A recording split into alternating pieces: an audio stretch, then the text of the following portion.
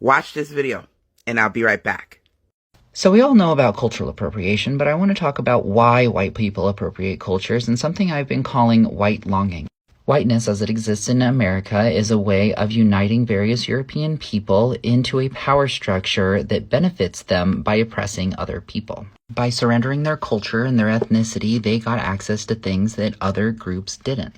This matches up with stories almost every white family has of one of their generations refusing to speak their mother tongue, refusing to talk about anything that happened in the old world, or being humiliated that their parents didn't assimilate into American culture fast enough.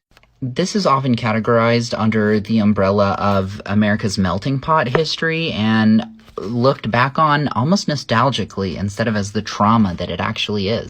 Assimilating into whiteness was a choice people made, and I think we've forgotten that.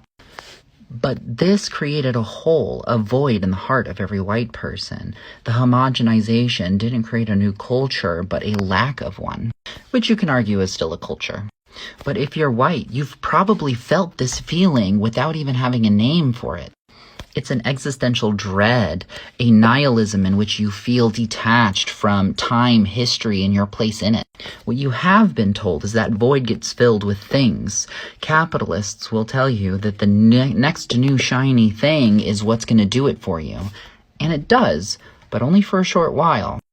Now enters white longing. We see other cultures still existing and persevering despite colonization. We see the joy and belonging it brings them. That sense of community reopens a wound inside all of us, and we're being gaslit that wound doesn't exist. But the only way we know how to have that culture is to engage with it via consumerism. So we buy dream catchers and do yoga and put our hair into locks, and then we consume traumatic life stories with the same detachment we watch Marvel movies. We remove things from their cultural context and buy them like products where they lose all their purpose and meaning. This is cultural appropriation. Their potency may last a little longer than other things, but deep down inside, we know we're just playing dress-up with other people's cultures. So, what do we do about this? How do we actually fill the void properly? It's a messy answer, but it's reconnecting with your roots. I've been reconnecting with my roots, my heritage, and I've been having a lot of success with it.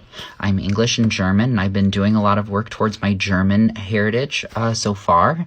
I'm finding a lot of joy and peace in it. Interesting perspective. That's why I tell a lot of white people to go get their ancestry DNA so they can find out where they came from and start learning about their culture.